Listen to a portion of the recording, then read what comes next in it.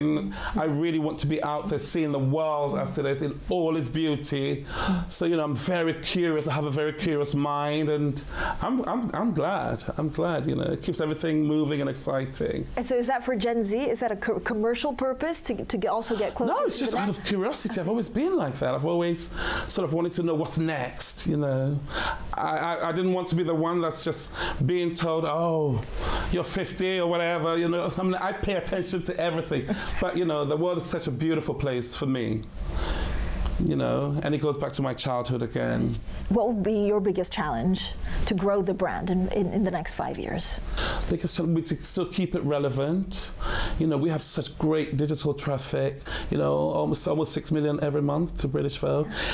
But I'm really sort of excited about overseeing the European Vogues as well, Spain, Italy, Germany and France, and sort of mentoring a whole new generation of editors, you know.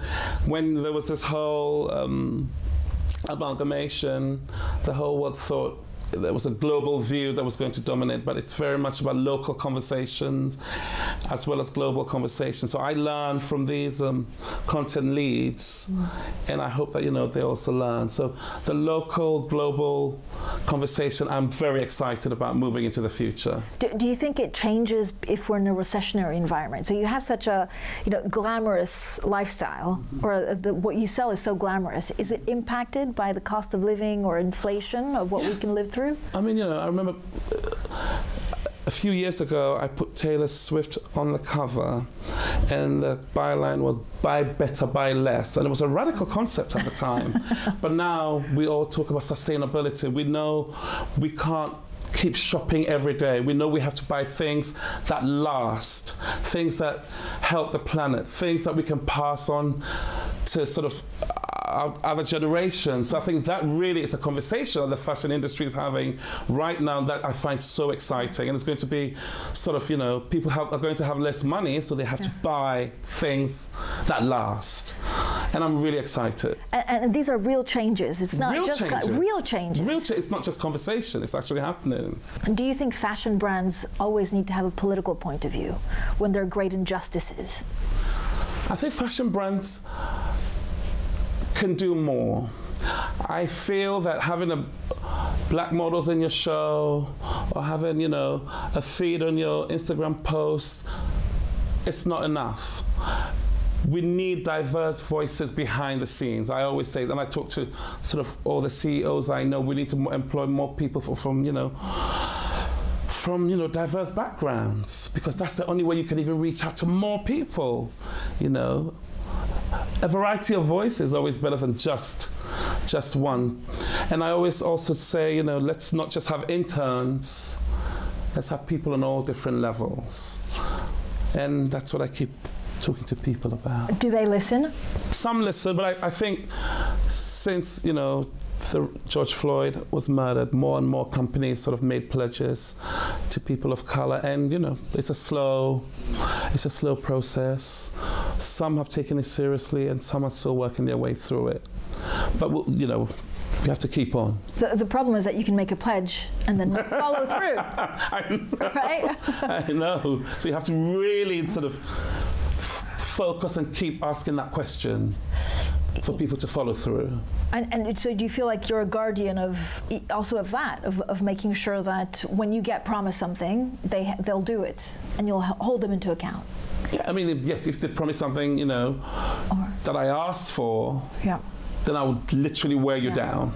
I would literally chase you until you keep your promise. That's just who I am. Edward, we actually have one of the diverse cabinets here in the UK with Liz Truss.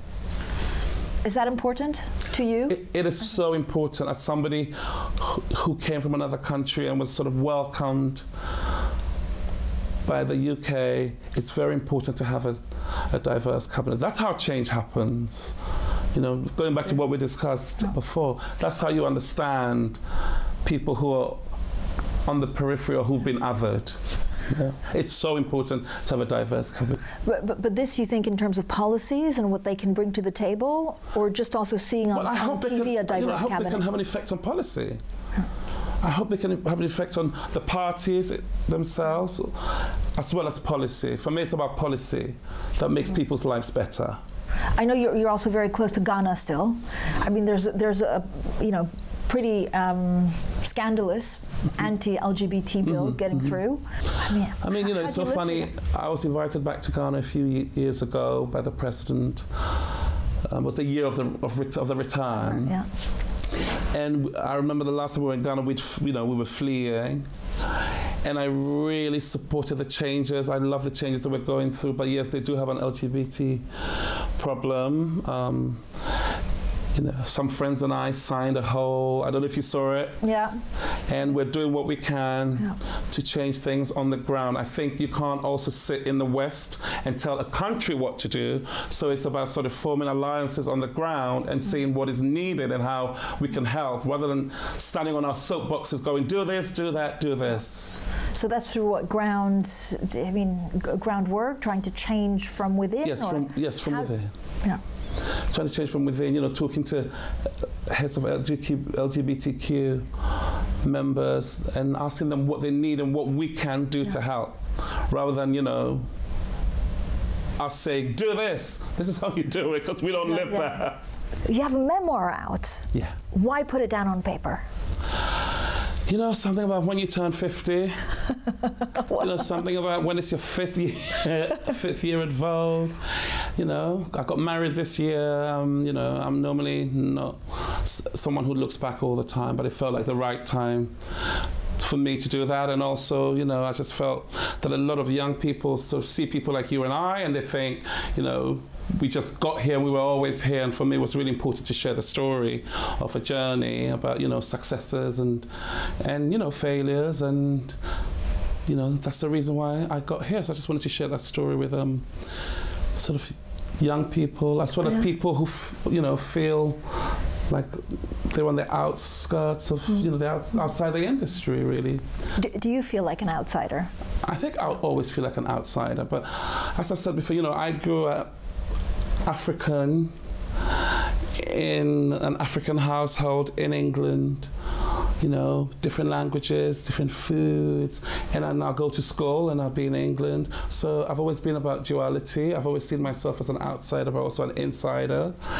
And even when, I took the job at British Vogue, I was the black, gay, working class outsider, but, I'd been in the industry since I was 18, so I was, in essence, an insider. So that really is about the duality that plays out in my life.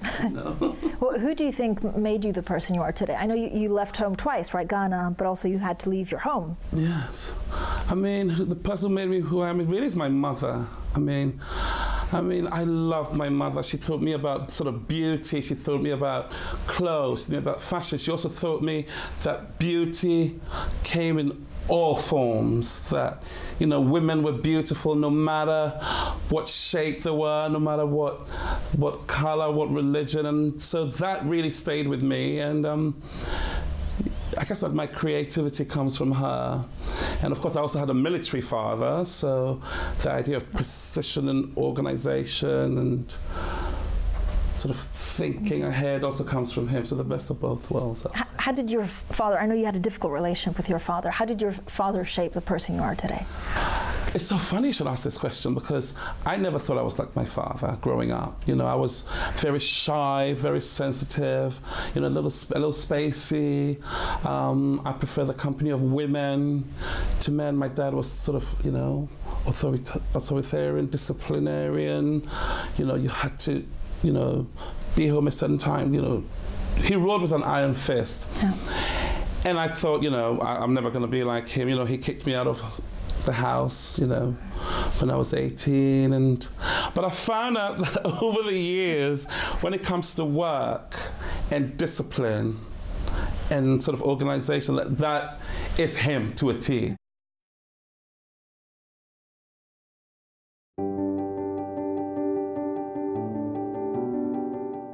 Join us as we have a heart-to-heart chat with the most influential people in Hong Kong. Watch us every Friday on the Hong Kong International Business Channel. This is Friday Beyond Spotlights. Friday night at 8:30 on Hong Kong International Business Channel. Welcome to my kingdom.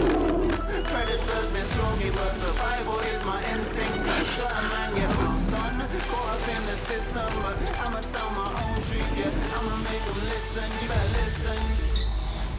Go be the champion.